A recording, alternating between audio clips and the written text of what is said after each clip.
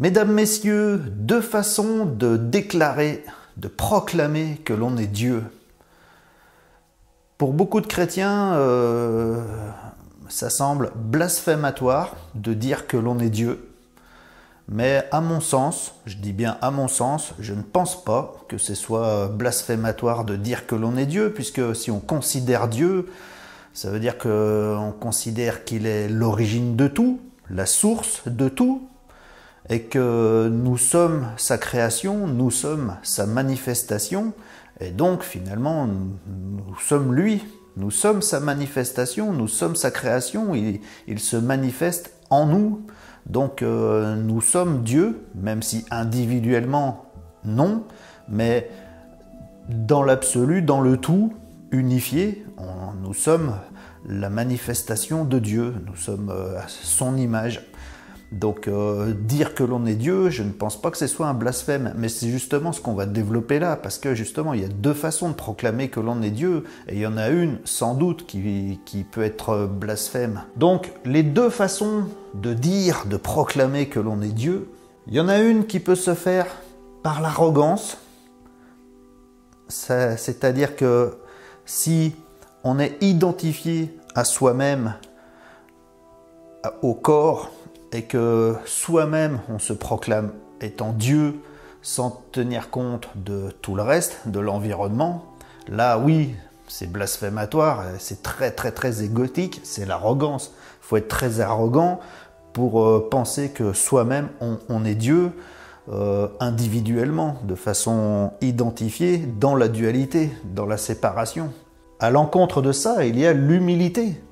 L'humilité, c'est justement s'il n'y a plus d'identification, c'est-à-dire se reconnaître étant Dieu, mais pas au niveau de cette identification, de ce corps, mais une fois réunifié au tout, à l'absolu, à l'intégralité, à tout, c'est-à-dire sans identification, être revenu, comme les hindous le disent, au grand soi, à l'unité de l'univers, à l'unité du tout. Ça, c'est la forme dans l'humilité de dire que l'on est Dieu, puisque on ne s'identifie plus, on ne proclame plus qu'une identité est Dieu, mais que le tout est Dieu, et que nous on s'identifie à ce tout finalement, et non plus à cette petite personne. On peut proclamer que l'on est Dieu dans le prendre, c'est-à-dire que si justement on est dans l'arrogance, dans l'identification, et qu'on se prend pour Dieu individuellement, on aura tendance à se croire tout permis, et à être dans le prendre, dans l'avoir, dans le profit, dans l'avidité. Alors qu'à l'inverse, si on se proclame Dieu par l'humilité, c'est-à-dire non identifié, réunifié au tout, on sera dans l'offrande, puisque si on est de nouveau fondu dans le tout, sans identification, on reconnaît que toute chose est soi-même, que toute chose est Dieu, et que on est forcément dans l'offrande, puisque on se rend compte que faire le bien autour de soi, c'est faire le bien à soi-même, puisque tout est un, tout est unifié. Donc être dans l'offrande envers son environnement, c'est être en offrande envers soi-même, puisque tout est devenu un. Ensuite, il y a la peur. Ça, c'est typiquement la dualité, la peur. C'est dès qu'il y a identification, il y a séparation, il y a dualité. Et donc, s'il y a ce ressenti de séparation, de dualité, il y a des peurs de l'environnement. Est-ce qu'on va obtenir ce que l'on souhaite? Est-ce qu'on ne va pas perdre ce que l'on a et qu'on tient à conserver? On est toujours dans ce combat de conserver notre petit confort personnel par identification, individualisme, matérialisme, comme on l'a vu dans d'autres vidéos. Et on va toujours se battre animé par des peurs, peur de perdre, peur de ne pas avoir assez, peur de manquer. À l'encontre, il y a la foi, c'est-à-dire que s'il n'y a plus d'identification, qu'on est fondu dans le un, dans le tout devenu un, on est dans la foi totale que l'univers est abondance, que si Dieu nous manifeste dans sa création, c'est pas pour nous mettre dans l'embarras ou dans la pénurie. Donc on est fondamentalement dans la foi que tout est abondance, que tout est lumière, amour, et qu'il ne peut pas y avoir de manque. Le manque, c'est une impression dualiste due à l'ego identifié. Et ensuite, bien entendu, il y a l'avidité, toujours dans cet esprit de dualité, que s'il y a identification, donc dualité, parce qu'il y a séparation, il y a avidité, soif de prendre, soif d'avoir, l'identification à la matière, et toujours ce besoin compulsif de compenser le manque d'être finalement, parce que si on est identifié à ce petit personnage, ressenti comme totalement séparé de son environnement par la dualité, on se sent incomplet, on ne se sent pas dans une plénitude, puisqu'on est renfermé que sur cette petite localité finalement, cette identification. Et donc on sera toujours avide de combler, mais justement c'est là où il y a illusion, c'est qu'on comble par l'avoir, on comble par le devenir, par le paraître, parce qu'on est simplement en manque d'être. Et pour réaliser la plénitude de l'être, c'est quand il n'y a plus d'identification et qu'on est fondu dans le tout, dans le un. Et donc, à l'inverse de l'avidité, ça va être l'amour. C'est-à-dire que s'il n'y a plus d'identification, que tout est un et qu'on s'identifie à cette totalité, on ne vit que l'amour, puisque tout ce que nos cinq sens perçoivent, c'est nous-mêmes manifestés. Tout notre environnement étant devenu unité, pour s'aimer soi-même, on aime cette unité, on aime le tout, on aime l'environnement, on aime les choses, on aime les autres. Donc en fait, voilà, il y a deux façons de proclamer que l'on est Dieu. C'est soit on s'identifie, et individuellement on se prend pour Dieu avec de l'arrogance, toujours dans le prendre, puisqu'il y a dualité, toujours dans la peur, puisqu'il y a dualité, et toujours dans l'avidité, parce qu'il y a dualité. Eh bien ça, c'est typiquement la dualité luciférienne. C'est comme ça que ce monde fonctionne, parce que c'est comme ça que la propagande se fait, que l'éducation se fait, pour qu'on soit toujours bien plongé dans la dualité, dans l'individualisme, dans le matérialisme, et puis finalement qu'on se prenne un petit peu pour Dieu, à croire que tout nous est dû, que tout doit nous être acquis, et puis qu'on profite de la matière, on jouit de la matière, on surconsomme de la matière dans l'individualisme, sans se soucier vraiment des conséquences de l'environnement et des autres. Et c'est ce qui crée toutes les inégalités que l'on connaît sur Terre, c'est toute cette dualité luciférienne. Et ça, c'est une religion. Je vous rappelle que Lucifer, si on en croit les Écritures, c'est le porteur de lumière, un ange porteur de lumière, mais qu'à un moment, il s'est rebellé, et justement, lui, il est rentré dans tout ça, dans tout ce processus, et il a voulu se prendre pour Dieu lui-même. Il a rejeté le Dieu tout, unité, universel. Il s'est identifié à sa propre entité, et il a voulu devenir Dieu lui-même par arrogance, et défier Dieu le tout, l'unité, pour chercher tout le pouvoir pour lui-même, le pouvoir de création, de contrôle. Et il y a des gens qui croient en cette entité, et qui sont très religieux, très pratiquants, et qui fonctionnent dans ce monde-là.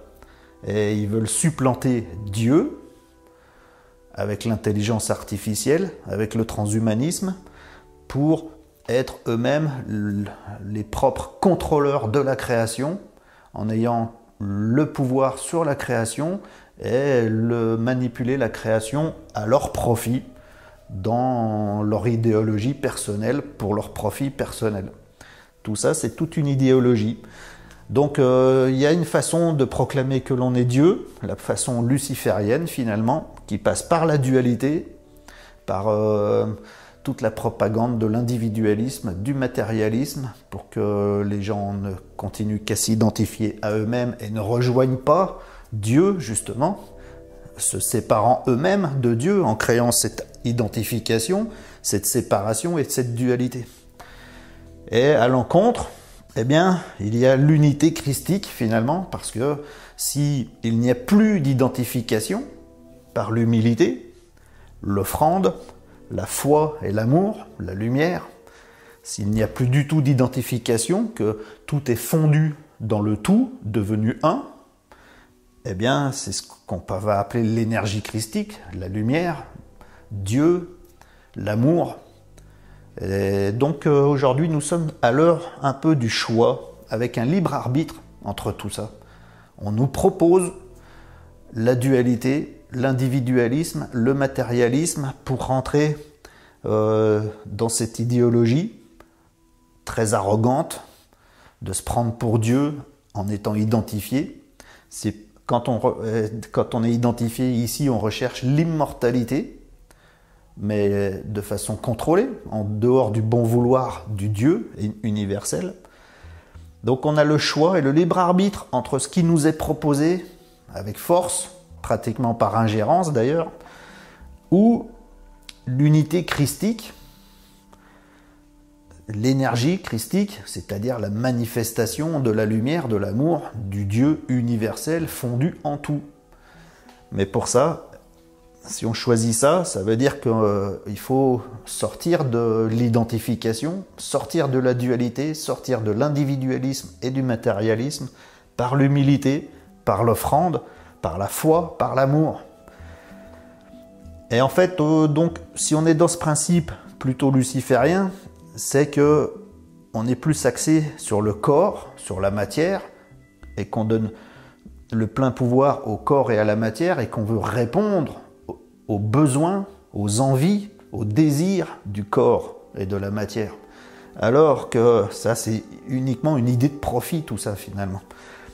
Alors que si on fait le choix d'aller plus sur l'unité christique que sur la dualité luciférienne, c'est qu'on fait le choix de l'âme plutôt que le corps. C'est-à-dire que justement, on dépasse l'identification et on ne prend pas la marque de la bête dans le sens où on ne va pas chercher à sauver le corps pour son petit confort personnel immédiat.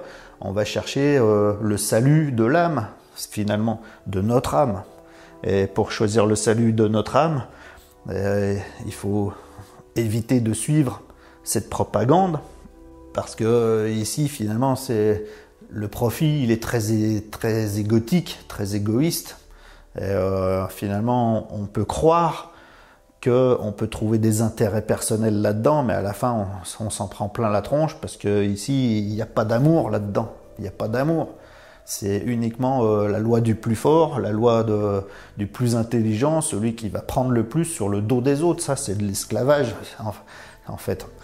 Donc si on fait le choix avec le libre arbitre, rien n'est imposé, d'aller vers l'âme plutôt que vers le corps, c'est qu'on choisit de ne plus s'identifier et de ne plus faire des compromis pour répondre aux besoins du corps, mais de rester dans la droiture, l'intégrité du cœur, de l'amour, pour préserver le salut de son âme, ne pas vendre son âme à la bête, pour jouir de la matière, du corps, de l'individualité, mais préserver son âme, c'était au détriment, s'il le faut, de la matière, je dirais. Parce que la matière, on voit bien que c'est qu'un passage. Hein. Il y a la naissance, la vieillesse et la mort, c'est un passage. Donc est-ce qu'on veut s'accrocher à ce petit passage ou est-ce qu'on voit l'existence sous un plan plus universel, plus intemporel, plus absolu et qu'on veut préserver l'intégrité de son âme, finalement. Et bien, si on fait ça, ça veut dire qu'on rejoint finalement l'unité christique, sans que ce soit religieux. Hein. C'est que, en fait, Jésus, c'est la manifestation de Dieu, comme nous le sommes nous aussi, sur ce plan-là. Et l'énergie christique, c'est la lumière, c'est l'amour de Dieu, finalement. L'amour universel, l'abondance de l'univers. Et tout ça, ça doit passer par le fait de se désidentifier, de sortir de la dualité, de la matrice de dualité, de sortir de l'individualisme et du matérialisme pour retourner au tout, à l'unité. Et ça passe par l'humilité, l'offrande, la foi, l'amour. Voilà en fait, petit exposé sur les deux façons de se proclamer Dieu. Une qu'on peut considérer de blasphème parce que elle rejette l'absolu de Dieu pour uniquement s'identifier à soi et de façon égoïste se prendre pour Dieu. Alors que l'autre façon, c'est justement de lâcher prise sur le petit moi, de se désidentifier et de rejoindre le grand soi, comme disent les Indiens, c'est-à-dire rejoindre l'origine, la source, l'absolu, la totalité, l'unité de l'univers. Et ça passe par se désidentifier en se réharmonisant avec l'absolu, la lumière de Dieu. Ce qui fait que là, oui, on peut dire que l'on est Dieu, mais c'est pas le moi qui parle, c'est Dieu lui-même dans toute sa manifestation, dans toute sa création. Quand on dit qu'on est Dieu, c'est pas le moi qui dit qu'il est Dieu, c'est une des manifestations du tout, mais c'est le tout qui parle à travers cette manifestation, puisque là, il y a éveil, il y a conscience d'être unifié, d'être dans le tout, dans le un, sans identification. C'est ce que Jésus faisait quand Jésus disait qu'il était Dieu, fils de Dieu, Dieu incarné sur terre.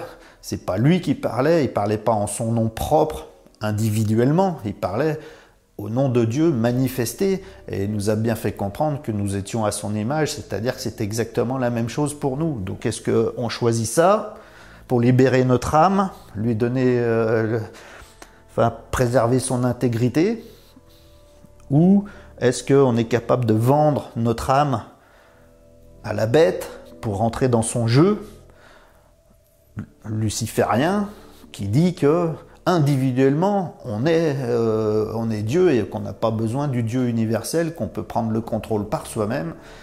Enfin, voilà, chacun se fait à son idée. Moi, je ne condamne rien dans cette vidéo. J'expose ma compréhension de ces deux polarités, finalement. Et je crois qu'avec tout ce qui se passe à l'heure actuelle, nous sommes à l'heure de ce grand choix.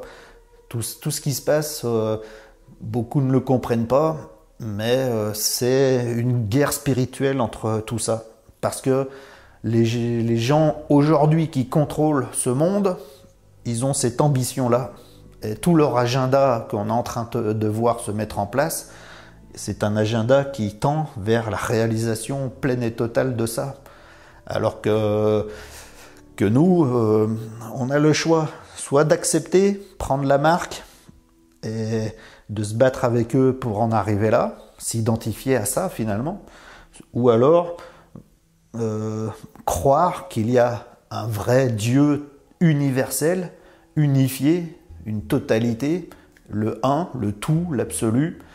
C'est plutôt vouloir s'identifier à ça, mais s'identifier à ça, ça veut dire ne plus s'identifier au moi qui reste dans la dualité, dans la séparation, dans l'identification égotique, se libérer de ça pour tendre vers l'amour, vers la lumière, vers l'unité. On a le choix et c'est maintenant. Petit exposé des deux façons d'exprimer qu'on est Dieu. Donc voilà, je pense que quand les chrétiens disent que c'est un blasphème de se prendre pour Dieu, je pense qu'ils parlent plutôt de cet aspect-là, de cette aspiration-là. Mais moi, je pense que dans cette aspiration-là, c'est celle que Jésus nous a vraiment montrée, le chemin qu'il nous a montré pour le salut de notre âme. À choisir, hein. On croit ou pas qu'on a une âme. Si on croit qu'on a une âme, on n'a plus qu'à choisir maintenant. Est-ce qu'on dénigre l'âme pour le confort du corps, ou est-ce qu'on est prêt à faire des sacrifices par rapport au corps, à l'individualité, pour rejoindre l'unité, notre vraie origine fondamentale, l'amour, la lumière, Dieu, le Christ.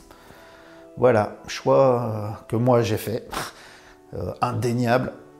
Là, ils peuvent venir, ils peuvent m'enlever mon corps tout de suite, j'en ai rien à cirer. Moi, pour moi, ce qui compte, c'est l'âme.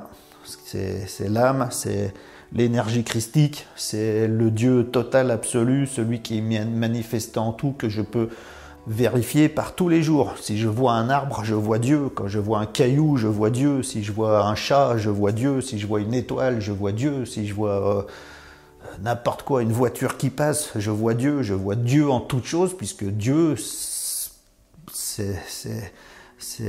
peut le concevoir comme étant l'origine de toute chose, la source de toute chose, la manifestation de toute chose, la création de toute chose. Et nous sommes ce tout, ce un absolu unifié. Reste à le découvrir par l'éveil de notre réelle origine fondamentale, justement. Mais pour ça, ça passe par le fait de se désidentifier de ce petit personnage très impermanent et très interdépendant. Sur ce, voilà, si ça vous est utile pour quelque chose, si vous pensez que ça peut être utile pour quelqu'un, n'hésitez pas à partager. Simple suggestion personnelle, hein, comme je le dis toujours, moi j'énonce aucune vérité, je ne fais que des propositions, à chacun de vérifier par lui-même, par sa propre expérience, par sa propre pratique. Ne croyez rien de ce que je vous raconte, vérifiez par vous-même si vous y trouvez de la pertinence ou non, et après faites vos choix. Je n'impose rien. Mais si vous avez trouvé de la pertinence, partagez sans compter. Le petit pouce vers le haut comme d'habitude pour amener un peu de visibilité à cette vidéo et à cette chaîne si vous pensez que c'est intéressant pour d'autres. Les questions, les commentaires sous la vidéo comme d'habitude. J'ai de plus en plus de mal à répondre parce que je commence à avoir pas mal d'abonnés, on est à 11 000, et puis dès qu'une vidéo sort, il y a beaucoup de commentaires les premiers temps, et j'ai du mal à répondre à tout le monde. Ne m'en veuillez pas si je vous ai zappé, surtout que YouTube ne me montre pas tous les commentaires, il faut que je fouille par moi-même, j'ai plusieurs combines de contournements pour fouiller, pour être sûr de rien louper, mais c'est possible que j'en loupe. Sur ce, et puis si vous découvrez cette chaîne par cette vidéo, que vous trouvez le sujet intéressant, toute cette chaîne elle parle de spiritualité en général, et pas que, aussi d'alimentation et d'activité physique pour un bien-être corps et esprit en unité. Si ça vous intéresse, abonnez-vous.